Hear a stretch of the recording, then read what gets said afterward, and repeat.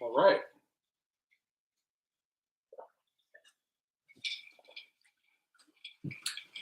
Hello. Right. Welcome back, everybody, again. Another Sunday night stream. Tonight, I kind of wanted to just focus on something that a lot of people are interested in, a lot of questions about all the time, something everybody loves, the MiniMAP assault system, the assault modular assault pack, the new version. This one is a little dark. Let's see, I'm gonna brighten this light up a little bit. Let's see. Maybe just this dark bag. Put this one here for a second. Let's see.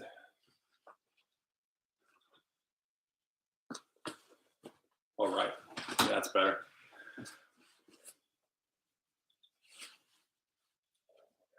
Okay. All right. So I wanted to focus on some gear tonight and kind of just show off, not ostentatiously, like this is all the bags I have, but just pretty much these are the bags that I use for various uses. Why I have the ones that I have, and where I kind of fit them into the system of what uniform requirements that we have in the club, and just why I hung on to a couple that I have.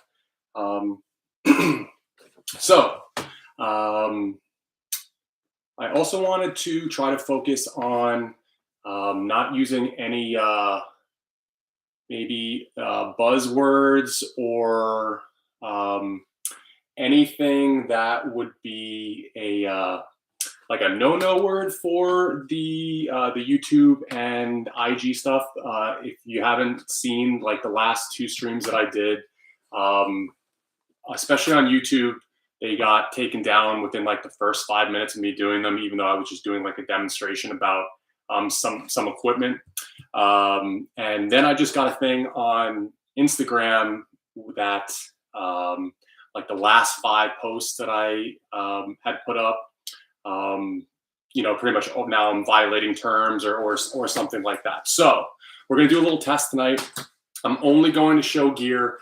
There's going to be no other items that may be misconstrued as something violating terms of service or whatever. So we're just going to see what happens. Hopefully the YouTube continues to go on, and we'll just do a little test. Let's just see what happens. Anyway, so that's my PSA. I'm just going to get that out of the way right now. I'm going to try to be a little bit more conscious of the words that I use too. So just bear with me with that. Okay. All right. So the MiniMAP.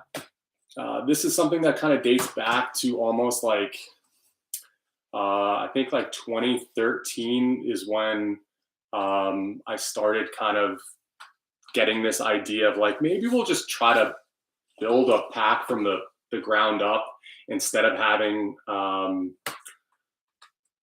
the modified version that was just, it hit, we used this for so many years and just kind of really taking a lot of effort and time to modify it and kind of just try to get it where it was useful for us was just, it was, and I just kind of want to just try to be creative. I had started experimenting with some kayak stuff, and I was kind of I just gotten the sewing machine. And I was like, oh, I'll just try to, I don't know, I'll just play around, try to figure it out. And then I kind of just wanted to just spend some time and think about like, all right, what does it need to do? What is the ultimate utility of it? What is the end result that we need it to?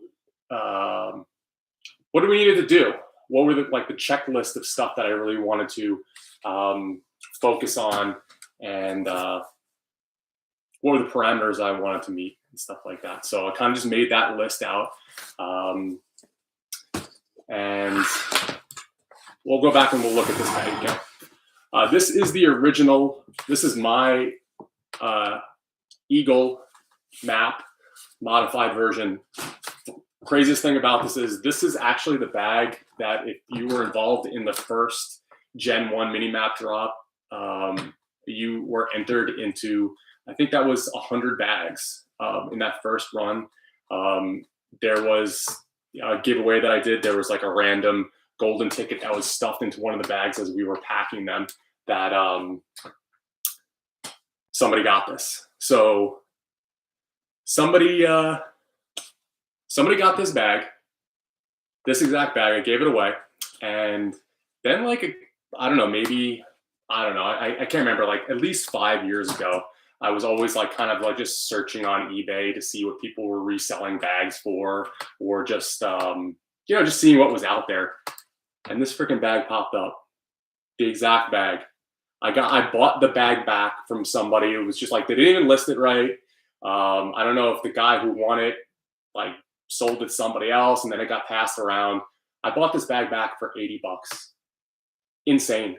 Yeah, I couldn't believe it. Like, I remember like when it popped up, I looked at the pictures and I was like, is that the fucking bag? Nah, it can't be the bag. It's no. So I was like, that looks like it. Had, I'll show you this. This was like the original med kit that I had stitched up.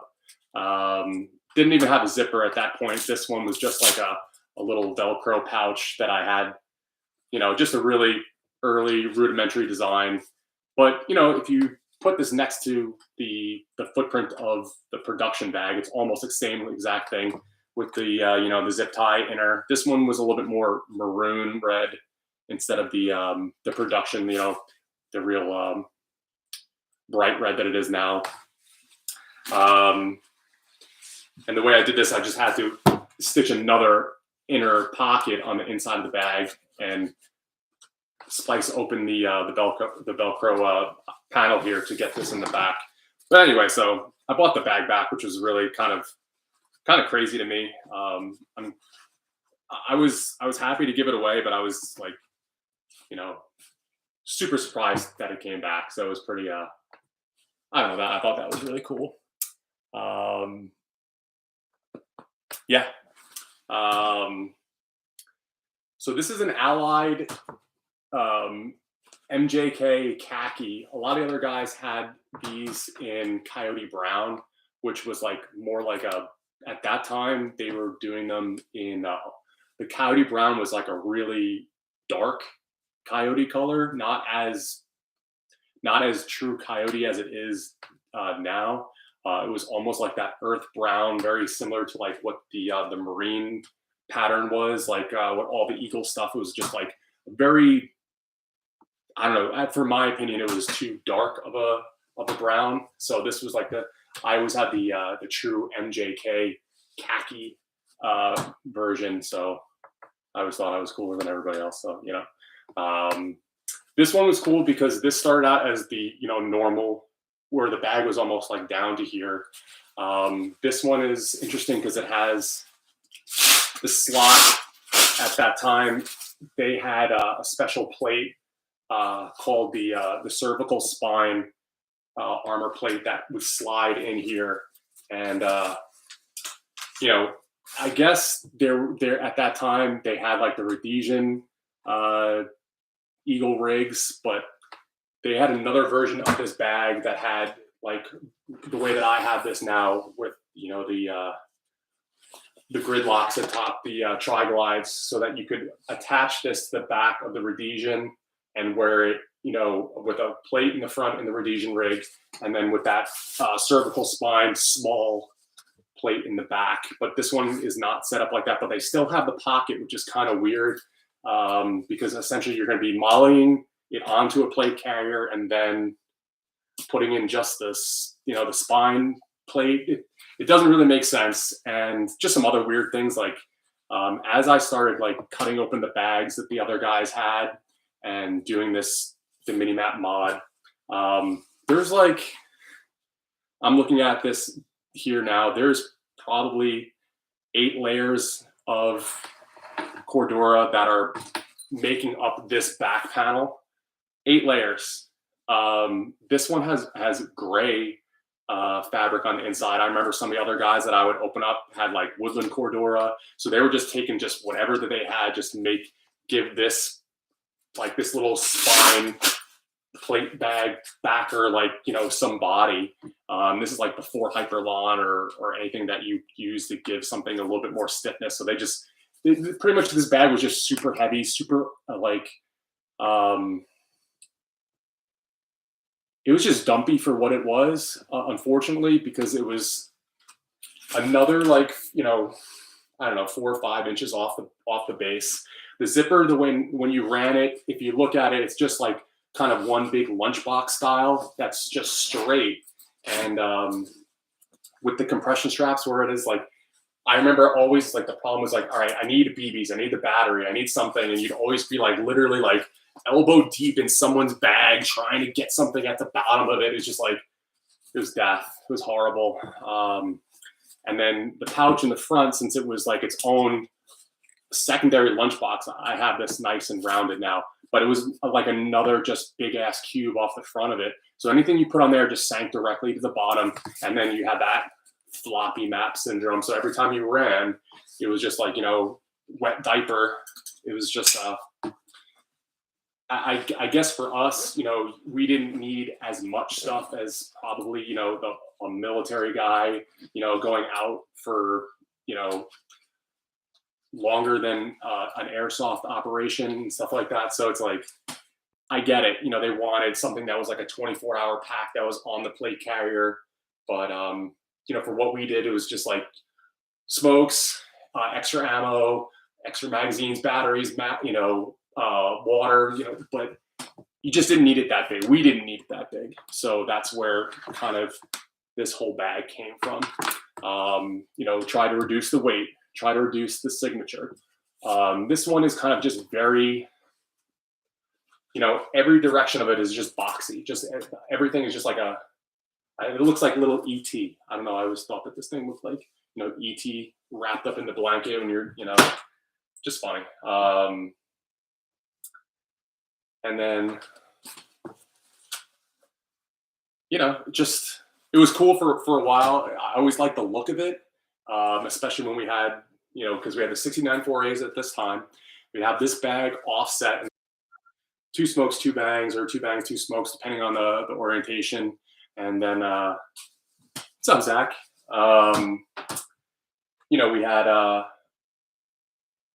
because the 69 4A was such a big carrier, you were able to have a big pack like this and then run the offset of the 4 munitions right next to it. So it was cool.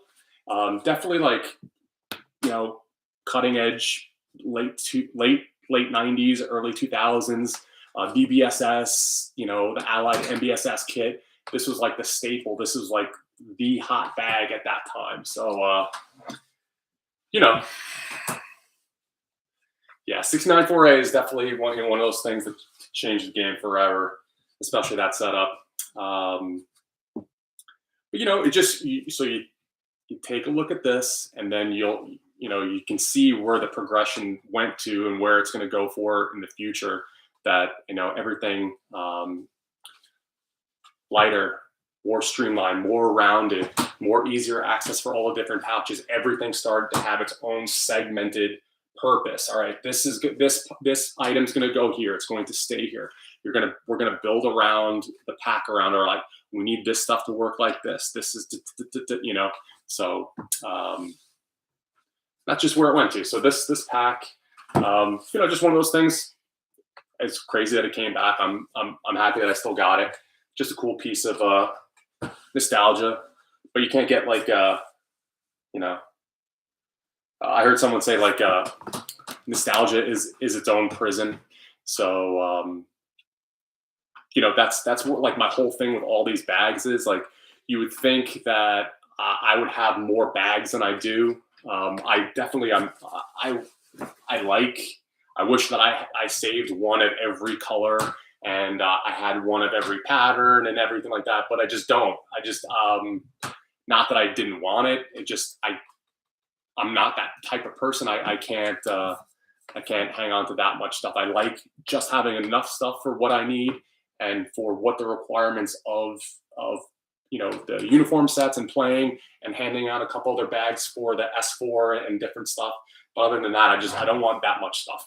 I don't want to be, you know, oh, I need to hang on this one because this is this, you know, it's, then I'm going to be toting around like, you know, 100 bags for the rest of my life doing nothing. I just can't, I can't do that. This just doesn't make sense.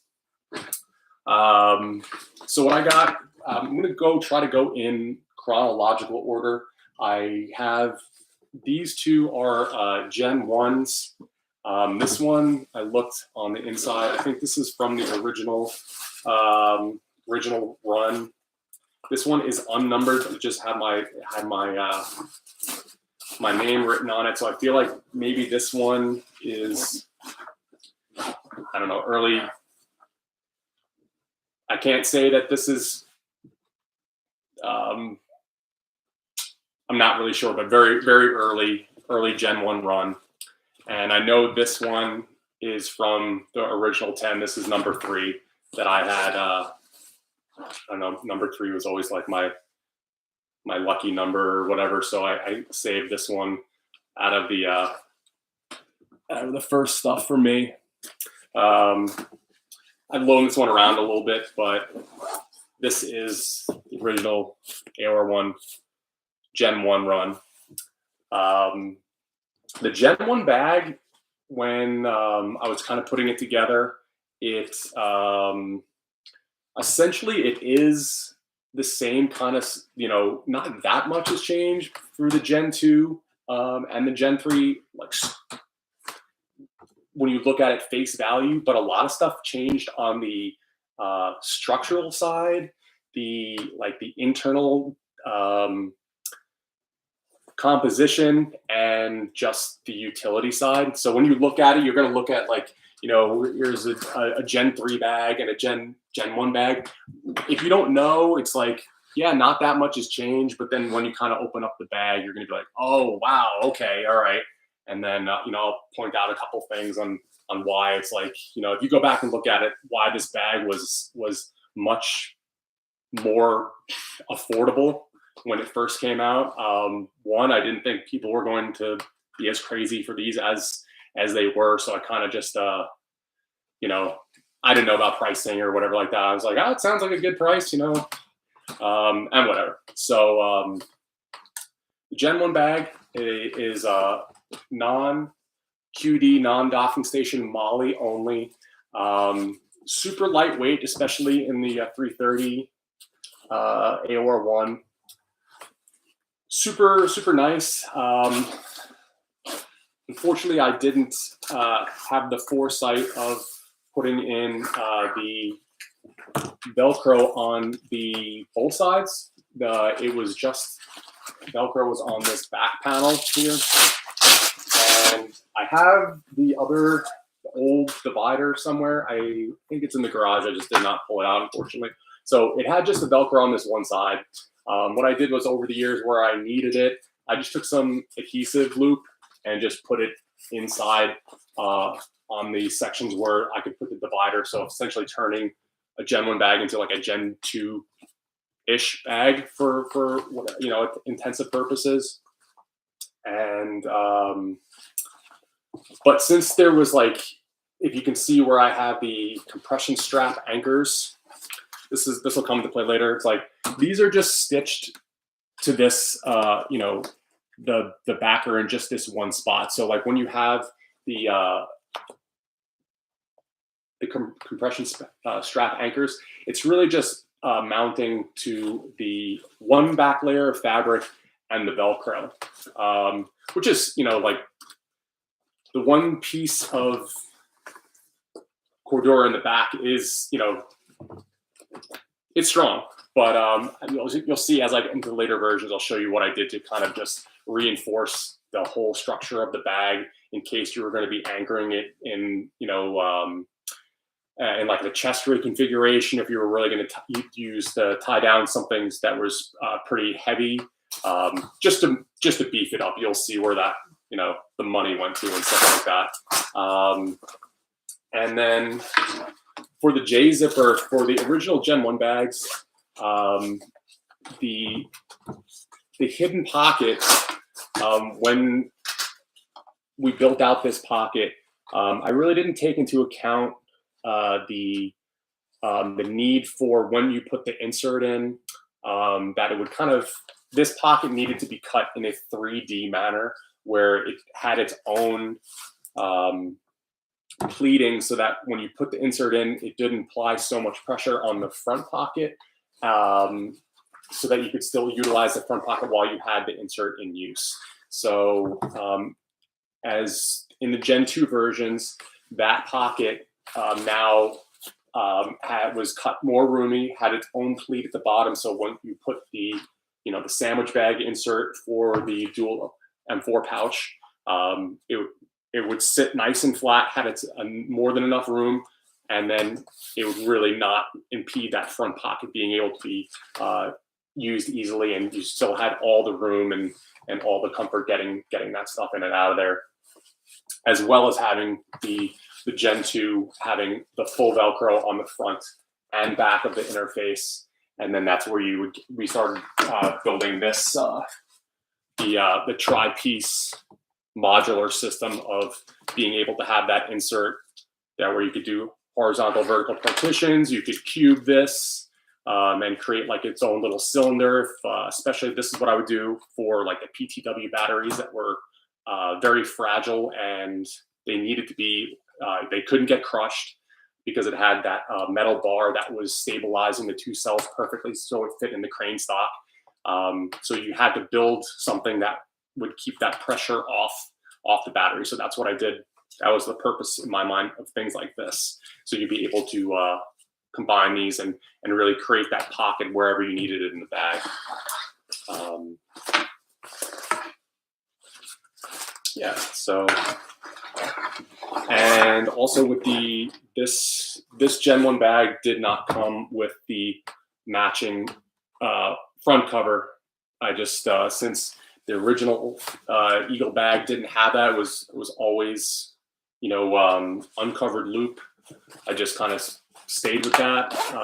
It wasn't until like, I can't remember which version of the Gen 2 started adding the matching cover, so you could kind of slick the entire thing out. I have this one, I think it's from one of my MiniMAGs.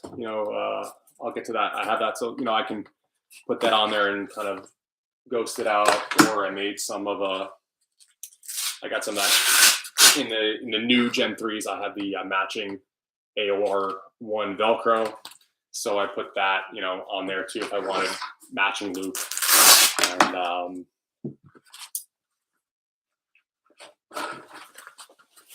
you could do it like that. The AR1 loop is good. This is the can't remember what it is, MMI or whatever, like the best AOR loop is. It's still not perfect. It's good. I like it. It's fine. I think they did a better job with the Woodland. I'll show you that, but I think it's better than having the non-matching loop. So take that for what it is. But I think what I really like about the Gen 1 bag is just how light it was and how simplistic, and how just kind of like, especially in this pattern, how easy, how light it was. There was almost like nothing to it. It's like, almost like simplicity is at its peak in this version. As we get into the other versions, they're awesome because for all the other added capability it can do, but the bulk of it and then the weight of it, you can definitely, you can feel it. When this one's on the back of your carrier, it's like there's like nothing there. It's really nice, but it's nice to have the other stuff. So all right. So then as we progressed forward, the Gen 1, and then this is one of my early, I think this was the first Gen 2 bag. This is like my test Gen 2 bag. This one has some like features that didn't make it to the bag, or just some slightly different stuff. This one, I took a parka. This is the fabric from the normal night parka that I, used the raw fabric out of the surplus, and this one has the DCU Tri-Desert Cordura on the inside. So this is the first version that was the application where I was like, all right, we can take Cordura and then we can take another layer of cloth fabric and layer that on top of it. So we had the look of, whichever fabric that they didn't make Cordura at that time. And then I wanted the structural resiliency of having the Cordura under. So a little more complicated to figure out and, to produce, but this one was an early version of testing out the Gen 2 configuration of the now added Velcro panels throughout the entire bag and the expanded, let's see, okay, yes, this one does have it. You can see here, I'm gonna stick my hand. You can see where this one has like its own 3D pleat on the inside of this pocket. So when you would put in the insert, now it has a place to sit without putting so much pressure on the front of the bag. So that was essentially the difference between the Gen 1, Gen 2. I wanted it to be able to have a little bit more capability of doing the partitions and segmenting out the inside of the bag. So really nice, and I thought this bag was always really cool. I think, yeah, there's some cool pictures of this. I just got this when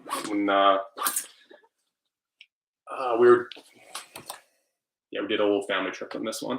There's some pictures of us in Ireland with this, just around sightseeing. I remember this was like, I just got this done before we left. So just some cool memories, just a really cool bag. And now the production bags that we did in this were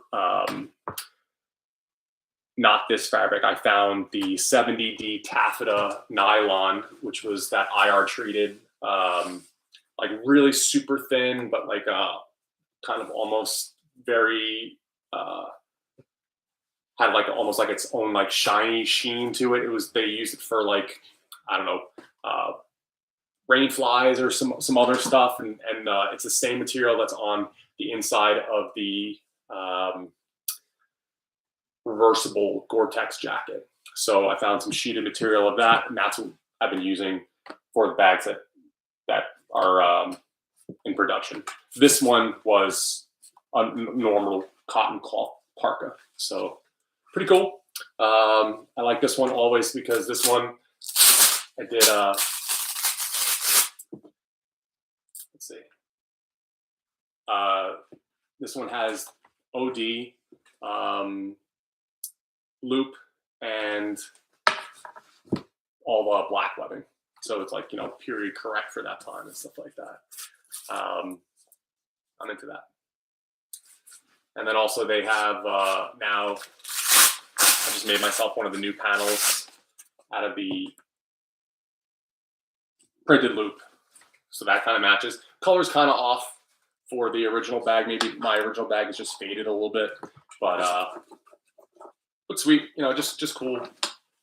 Especially with the Tricolor Desert DCU was awesome. So that one's down. Just some other weird things. People ask me like, how do you make the bag standalone? You can make more 3 points. And I'm like, yeah, I'll make some of those. But you can make this bag, it has so much hardware capability that you can set this bag up. This one is literally just one piece of 1-inch webbing with one loop lock. And you can turn this into, you can make it, the strap super simple, just running it through the tri-glide, and then the one, tri-glide again, super simple. This is actually a Gen 1 SDU gray. This is my wife's bag. She carries this as her purse or her carry bag. She likes the backpack configuration. She, finds it a little bit easier, a little more comfortable. So you can easily do, the backpack straps on the MiniMAP. I see people, I've gotten 100 emails. How do I rig the bag? It's just like, I don't know. I get it. People may not be as gear informed or savvy, or just don't want to do the wrong thing. I don't know. But literally, it's simple with 1-inch webbing and some tri-glides. Super simple. Yeah, this is a Gen 1 original run. She likes the gray, just a little bit more low pro. And we have our bag set up the same way. I don't want to get into that as much in this video, just because we're still doing the test. But her bag and my bag is set up the same way. Right. As we get into, so I got some Gen 3 bags. So this was my everyday carry bag for a long time. I really always loved this pattern. I think this one was just like super slick, super low profile. I would practice with this one a lot of doing my EDC movements. I'm just trying to use the best language to navigate where we're at right now. I would practice with this bag a lot. So I kind of just, this zipper got a little bit rough for me to run as far as doing for where I thought application wise. So I kind of just, and I just gotten the other Op4 bag. So eventually I have to replace the zippers on this one. It's just one of those things I got so many other little projects. I kind of just sat this one on the wayside. This one's totally still functional. But for me, as the speed application of using the J zipper for what I use it for on an everyday purpose, this one was just a little bit rough for me because this was like my constant training bag. So this one now I use for the S4 application. If I'm going to be putting out an S4 equipment drop, I'll put this bag there with some stuff in it for one of the guys to go pick up and stuff like that. This one has just been moved into a training rotation. Gen 3, DPNU, super slick, just awesome. One of those things I just always love this pattern. Awesome. And again, for guys who are, I'm not going to know if the guy who's picking this up is a big guy, is a shorter guy, smaller guy. So having just the one sling with the movable, easy adjust for someone who's bigger, be able to throw this on. Someone who's a smaller guy, being able to tighten this up, super easy. Having the 1-inch webbing shoulder strap, crossbody carry, super easy. So I guess the only bags that I really need essentially are these 3 bags for my purposes now. I could pretty much just be totally fine with these 3 bags. Essentially, because the uniforms that we call for our application, the COMEX environment of training and intergroup play, we have a M81 uniform, we have an AOR1 uniform, and the whole purpose of the AOR1 and the M81, why we did this originally, is not what you think. It's not because it's the best, we think it's like the best looking, patterns. It's because through night vision, when you look at it, you have a distinct ability to discern these 2 patterns. If someone was wearing M81 and someone's wearing, DCU, through the goggles, it looks exactly the same. So I decided that we had to have patterns that were easily noticeable, even at extended distance. You have a blotchy pattern that you'll notice, and then you have almost a snowflake pattern. So that's the whole reason M81 and AOR1. that's it. It was purely for an ease of an identification when we're going to be doing the intergroup play. So that's the whole reason. I have these two, so it matches either uniform that we're going to use, and then this is essentially my S4 kit bag. When I'm going to wear black uniform, usually I would be, sometimes with the S4, we'll have like, the leaf suit application or civilian clothes and stuff like that. So having the real tree, since it's not really a military style pattern, it fits that application perfectly, and especially it doesn't look like anything else, which is great. That's the whole purpose of it. You don't want to be able to be confused with, are you S4 or are you L4? Or, it's like you want to know right away, because that's just one of those things. It's just like it makes it that much more challenging when you're going to especially a game where you don't know the other people. It's confusing as it is, then also having like another ambiguous uniform requirement and interaction with people.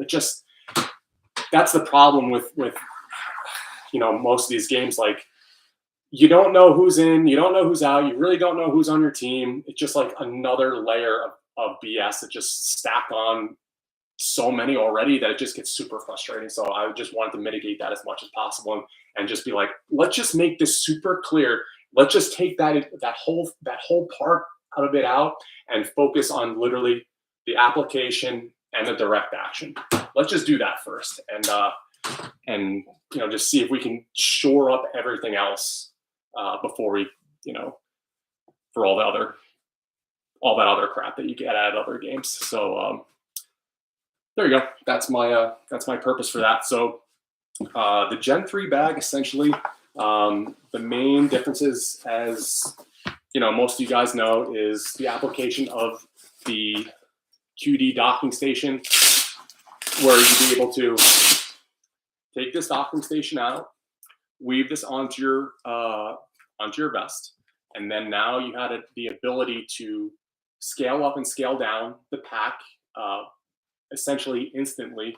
So my whole thing with this is, because we started using, we had the necessity now, is like, okay, we're going to have to carry an overnight pack with all the sustainment kit, with the salt kit, and then being able to seamlessly integrate the systems of having the plate carrier on with the sustainment kit. So essentially, early versions, you'd have to download everything out of your map, put it in your pack, put the pack on over that.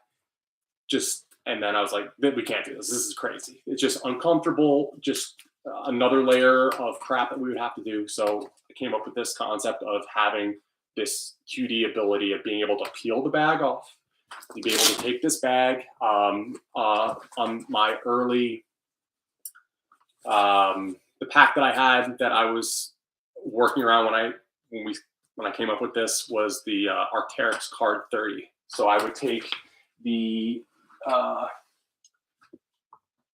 panels, which is the modular divider, I would attach them to the front of the Card 30. So when I was taking the bag off and we had to ruck, I would be able to stick the MiniMAP to the Card 30, and then I'd be able to move, super comfortable with everything. I could still have all the components that I had in the bag in the correct positions, and then we would get to a position where we could drop the sustainment kit. I'd be able to drop the kit, be able to put the MiniMAP back on the assault posture, and be ready to move. So it was, that was like a big game changer. Is just kind of made everything that much easier. And this system is where I have another bag in development that will be along the same lines of this, that will even have a little bit more features and all the candy in it and stuff like that. But then also, where I was saying before about the The Gen 1 bag where I have like the compression straps where I guess, in hindsight, like I rarely use the compression straps. You can see where in the Gen 1 bag, I only have the 2 at the top and 1 at the bottom fixed position, where the Gen 3 bag, it has it every other inch. So essentially I wanted it this way, that you could be able to secure the bag with the hardware, because there's so many different vests and there's so many different, like, the way that they do the molly, the laser cut, all the different stuff. So I wanted it to be like as universally applicable as possible. So I went with this, and then behind each one of these,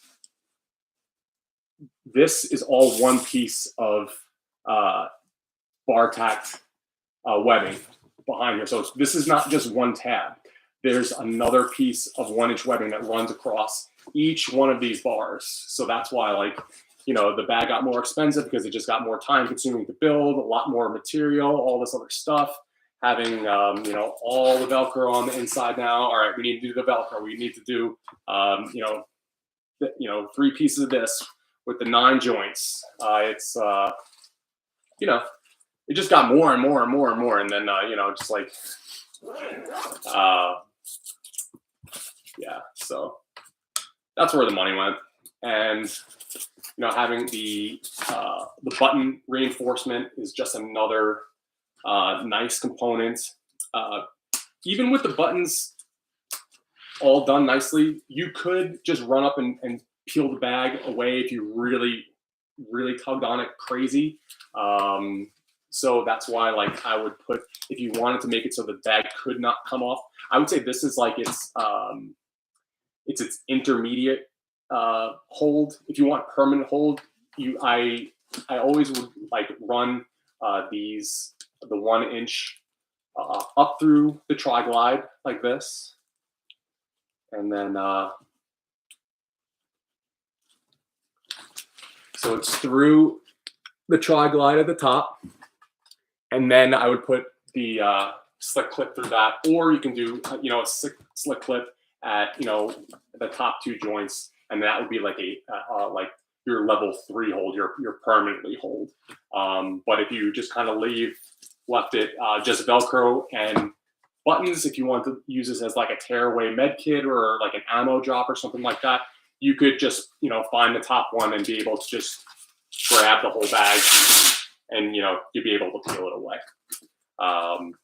So that was my mentality of it. It's like I wanted to be able to attach securely, but not in a sense where, like, okay, I need this bag off me right now, come up and just pull it off, where you didn't have to go crazy with it and undo snaps, undo the slick clips all the time and stuff like that. So there was thought and a lot of mental discussion in my mind about, like, okay, how does this have to work, and what are the different continuums of the bag on where you're going to have to make decisions on, like, where what level of retention that you want to have on your bag. So that's essentially the Gen 3 bag. Let's see, so I got that. Like I said, the 3 bags, these 3 are pretty much the ones that I use the most for airsoft playing, training, application, and stuff like that. The one I carry every day right now is I have this Op4 bag. This is just another Gen 3. I think this one, if you look at the back of this one is like I think this is the first Gen 3 bag that I had done up. This one does not have the snaps and any. Or does it have a snap at the bottom? No, it just has a 1-inch. I think I had decided that maybe we'll try to do like slick clips at the bottom. This one also doesn't have the 2 compression straps. It's missing some. So this is like the interim. This is not like final production version of the Gen 3. It's like Gen 2.6 6 or something like that. You know, it's in that intermediate generation where I was kind of figuring out about like, no, that's kind of not, you know, we got to do this more with it and stuff like that. So, you know, but again, I like this bag just because it's like, I love this camo, and I thought that it was a bag that was not as like tactical looking. Unfortunately, I think, I don't know if it's me. I don't know if it's just like, I feel like a lot of people lately have like come up to me, especially like in the grocery store, and be like, "That's a really cool bag. You know what? You know, tell me about. You know, where'd you get that and stuff like that." So it's like maybe I'll have to rotate this one out and just go back, or I'll carry the mossy oak or something like that. So it's kind of like, I don't know. It's not defeating the purpose of the bag, because it's like, you know, I can see a lot of people around here hunt, and you know their dudes are into it, so it's not a big deal. But I wanted something that would be as like as most forgetful as possible, and I felt like, you know, this fashionista camo a little bit would be kind of like, oh, it's just a dumb Gap bag or something, just, you know, and not think twice about it. But I don't know, maybe it's my face. But super cool. I love the 3-point strap. For me, we have 2 young children, so I'm always, you know, I need my hands free. I don't like having something on my waist, appendix, or on my 3 o'clock side. It's just not comfortable, especially if I'm going to hold my son. You know, we're moving around the grocery store. He's 2 years old. I can't have something on my hip. It's just not comfortable. It's not possible. It's not conducive. So having the bag is like just the best, like, game changer, game genie. Just being able just to exist. And you know, when we're around, if we're moving around, you know, we're out. I always have the secondary strap done when I have it in this configuration, because if someone was ever going to come up and try to like cut a strap on the bag and pull the bag away from you, you know, it's like, that's like I don't know, like a European pickpocket thing. I don't think that really happens. And, you know, no one in West Virginia is like I don't think so. But having 2 points of contact, if they cut one strap, you always have the secondary strap, you know, around your waist. So I have this, you know, this Y configuration on my chest, and just being able to sit here and like get into the car. I'll take the clip and I'll just put it through one thing in the molly. So I have like this other kind of drag handle that's kind of right here, and just driving, you know, putting on another, like, you know, a larger tack or something, super easy. This is like another, you know, the MiniMAG. This is, I have this one in the backpack straps. My wife likes to carry this one. I carry this one. It's like our like little diaper bag. Totally easy. Really adjustable, nice. Being able to carry that secondary amount of stuff that we need if we're going to go out, just for the kids and everything, to have all the stuff on there. I can't live without this bag now. Just the way that my life is. This is just how I have learned to navigate, and I just won't go back. So I love this bag. So pretty much I just have my wallet, my car keys in this front pouch, with my phone in this. And the way that I run the zippers, I will tuck the top zipper in on the inside and pushed up. So pretty much when I look down, I only have one zipper. So it's always just down to get out whatever I need, one zipper back up. Same thing on the top. I have a small med kit, tourniquet, and some other stuff up here. So it's always just one zipper. I have the other zipper pinned and tucked in.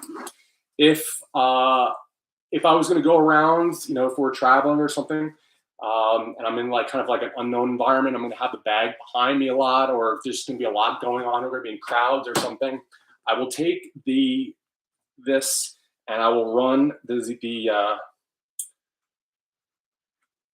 this knot through the other one. I'll show you.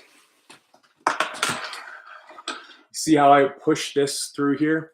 And then I'll run them both to one side. So if someone was like gonna be behind you and you like were distracted, there's no way that they could open, if they went to run the zipper to try to get your stuff out, it runs both of them together. So it's almost like having like a momentary lock on your on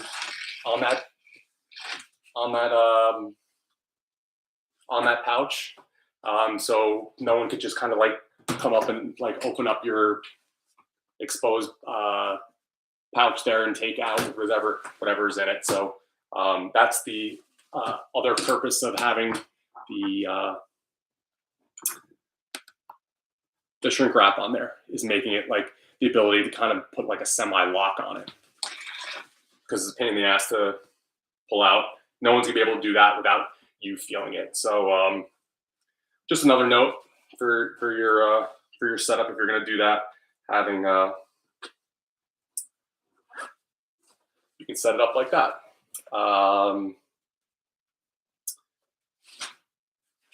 You could look on my bag. I practice a lot with just grabbing this one Velcro index point on the J zipper.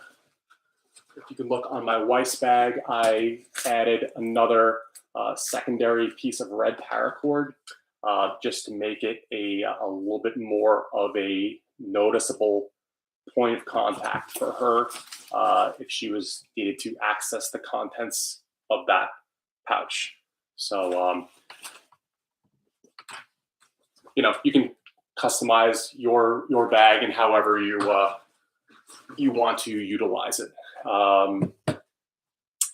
And then the only two mini mags I have one in the Mossy Oak. I have the one AOR one. I do not have one in the Woodland, but I have another kind of concept item I just never got around to, is this reversible cover. So I can take whichever bag that I have and essentially make a matching uniform set Woodland cover, and this one is a reversible. So I have, if I was utilizing the Mossy Oak bag, I can make an AOR one bag or the Woodland bag with this cover. Unfortunately, it's not great. You can't access the contents, but it's just good enough so that your uniform congruent with the rest of your kit and your force. So this is merely just like an aesthetic type thing, where I just didn't want to, I wanted to be as congruent with the system as much as possible. So this, if you can look here, this is I gave away one of them in this is the first MiniMAG. You can see it has no pocket, small ID panel. This one does not have the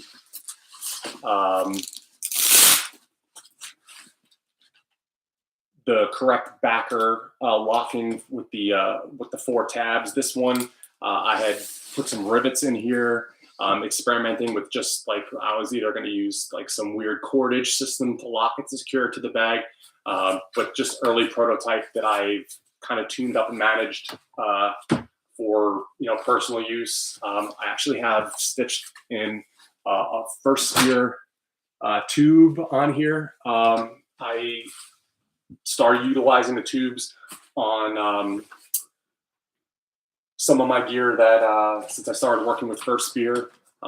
It's something that I never really had a lot of experience in, but now that I start using it, I really do like it, and the application ease for what it offers.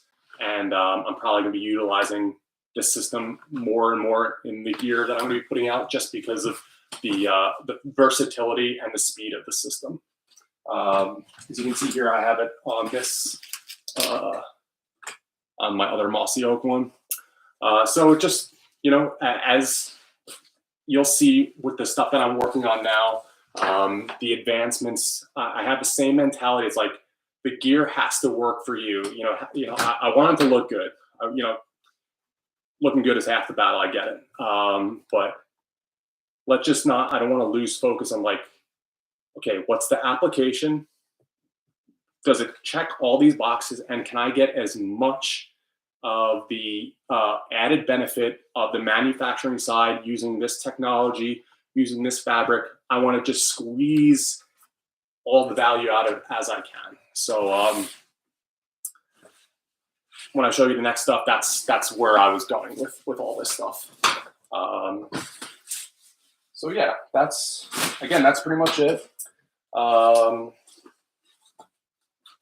Again, a super simple bag that just got super complex and crazy.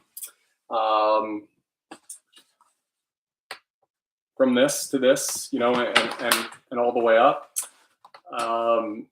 But again, you know, it's still just a bag. You know what I mean? It's like, again, it's just, you know, it's what are you going to do with it? How can you make it work for you?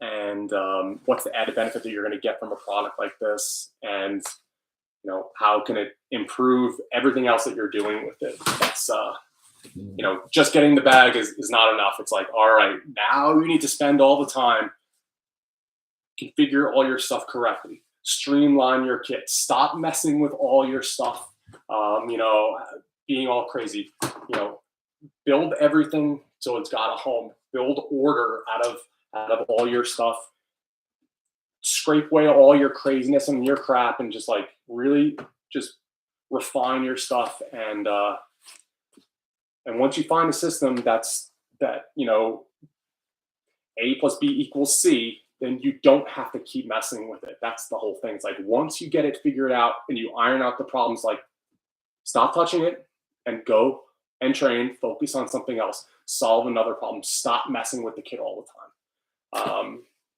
That's like my whole thing. That's why I want like as little of these bags as possible. And I don't like, I don't want to keep spending energy on always reconfiguring stuff all the time. That's why I got the stuff I got, and that's that. I want to think about other stuff. So that's that. So that, you know, long story short, MiniMAP, MiniMags. I have some more that I'm going to be doing another production run. Hopefully I'll have them early 2024. You know, everything's taking a little bit longer now. I'm spending a bunch of energy and some focus and resources. I'm trying to finish my plate carrier, the weapons carrier, the assault pack that goes with that, and some other stuff. Goalie bags are coming. There are a couple available in each color that I added to the total order. So if you still want to get one, there is just a handful of each color left. So go on the website and secure that if you want to. And hopefully goalie bags will come out around Christmas. I'm pushing them for that. You know, year end for First Beer and a lot of other companies is busy, SHOT Show, all this stuff. So I'm doing my best, and they're going to, you know, do it as fast as possible. So thanks everyone for tuning in again. Another Sunday night stream. It looks like YouTube is still running. Great. I think I don't know. I'm going to. I don't know how all the YouTube people who are making all these videos are not getting their videos taken down. I don't know what they're saying. I may have to look into it a little bit more. I don't know why my stuff was getting flagged, but whatever. We'll figure it out. And thanks for tuning in again. Next Sunday night, I'll come up with something. We'll see if that one doesn't get taken down as well. And hope everyone has a great week. And I will see you guys soon. Thank you very much.